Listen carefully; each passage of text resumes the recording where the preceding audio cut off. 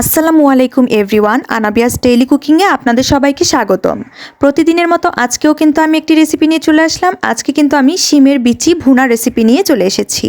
আজ আমি আপনাদের সাথে শীতকালীন সবজির যে সিম, সেই সিমের বিচি ভুনা করে দেখাবো। তো কথা না বাড়িয়ে চলুন আমরা রেসিপিতে চলে যাই। সিমের বিচি ভুনা করার জন্য এখানে আমি 300 গ্রাম পরিমাণের সিমের বিচি নিয়ে নিয়েছি।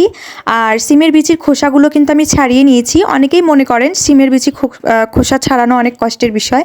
হ্যাঁ, একটু কষ্ট তো হবে, তবে আপনারা যদি এই সিমের বিচিগুলোকে 20 মিনিটের মতো লবণ পানিতে ভিজিয়ে রাখেন, তাহলে কিন্তু সিমের বিচির যে খোসাটা, আপনার যদি কোনা ধরে একটু চাপ দেন তাহলেই কিন্তু খোসাটা খুব সহজেই বের হয়ে আসবে এবং খোসা থেকে সিম বিচিটা আলাদা হয়ে যাবে।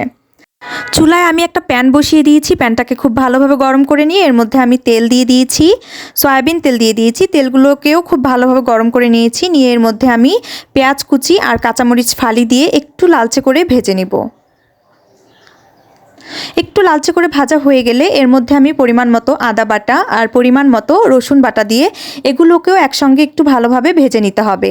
এর কাঁচা গন্ধগুলো চলে না যাওয়া পর্যন্ত ভেজে নিতে হবে। তো ভাজা হয়ে গেলে এর মধ্যে কিন্তু আমি 2টা টমেটো এরকম ছোট করে কেটে নিয়েছিলাম, সেই টমেটো 2টা এখানে দিয়ে দিলাম। দিয়ে আরেকটু নেড়েচেড়ে ভেজে নিয়ে এর মধ্যে আমি সামান্য একটু পানি দিয়ে দিলাম, মশলাগুলো যাতে পুড়ে না যায়। তো একটু নেড়েচেড়ে দিয়ে এর মধ্যে আমি এখন গুঁড়া মশলাগুলো অ্যাড করে দিব। প্রথমেই আমি এখানে স্বাদ মতো লবণ দিয়ে দিলাম, পরিমাণ মতো হলুদের গুঁড়া, পরিমাণ মতো মরিচের গুঁড়া আর পরিমাণ মতো ধনিয়া আর জিরার গুঁড়া একসঙ্গেই দিয়ে দিলাম। তো এখন আমি সবগুলো মশলা একসঙ্গে ভালোভাবে কষিয়ে নিব। আপনারা চাইলে কিন্তু শিমের বিচির খোসা না ছাড়িয়েও শিমের বিচিটাকে ভুনা করে নিতে পারেন বা ভাজি করেও নিতে পারেন। তবে শিমের বিচির খোসাটা ছাড়িয়ে ভুনা করে নিলে এর স্বাদটা কিন্তু অন্যরকম আসে।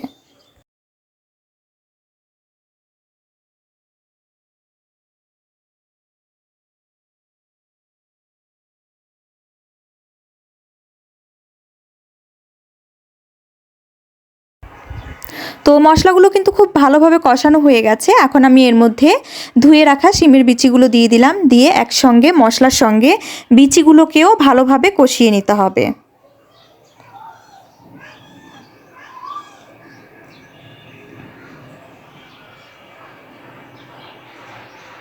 তো এ পর্যায়ে আমি আপনাদের কাছে একটা রিকোয়েস্ট রাখবো। আমার চ্যানেলে যারা এখনও সাবস্ক্রাইব করেননি তারা কিন্তু অবশ্যই আমার চ্যানেলে একটি সাবস্ক্রাইব করে আমার পাশে থাকবেন। আর যারা অলরেডি সাবস্ক্রাইব করে দিয়েছেন তাদের সবাইকে কিন্তু অসংখ্য ধন্যবাদ। তো আমি নেড়েচেড়ে খুব ভালোভাবে কিন্তু বিচিগুলোকে কষিয়ে নিচ্ছি।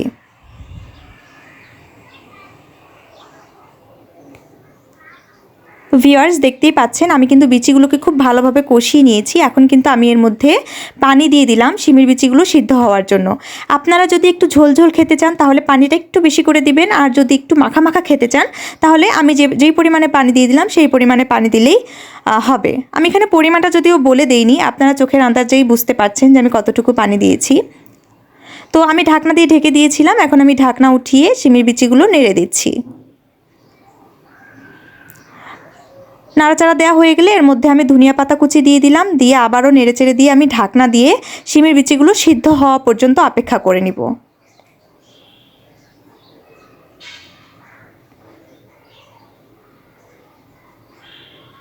তো ঢাকনা দিয়ে ঢেকে দিয়েছিলাম, এখন ঢাকনা উঠিয়ে আমি আবারও নেড়েচেড়ে দিচ্ছি। তো শিমের বিচিগুলো কিন্তু প্রায় সিদ্ধ হয়ে এসেছে। আবারও আমি ঢাকনা দিয়ে কিছুক্ষণ রান্না করব। তো দেখতেই পাচ্ছেন শেষের দিকে কিন্তু আমি চুলার আঁচটাকে মিডিয়ামের থেকে কমে রেখে রান্না করেছি।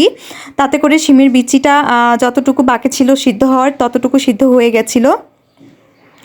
তো শিমের বিচিগুলো কিন্তু হয়ে গেছে। তো ভিউয়ার্স, দেখতেই পাচ্ছেন সিমের বিচি ভুনা একদম রেডি খাওয়ার জন্য। আর এই সিমের বিচি ভুনা আপনারা কিন্তু সাদা ভাতের সাথেও খেতে পারেন, আবার অনেকে কিন্তু এটাকে রুটি পরোটার সাথেও খায়। তো যেটা দিয়ে খান না কেন এটার স্বাদ কিন্তু অসম্ভব মজার। আপনারাও এভাবে কিন্তু ট্রাই করে খেয়ে দেখতে পারেন, অনেক মজার একটা রেসিপি। তো আজকের আমার এই ভিডিওটি আপনাদের কার কাছে কেমন লাগলো অবশ্যই কিন্তু আমাকে কমেন্টসে জানাবেন, এবং আমার ভিডিওটি ভালো লাগলে একটি লাইক করে দিবেন। সবাই অনেক ভালো থাকবেন, সুস্থ থাকবেন। আল্লাহ হাফেজ।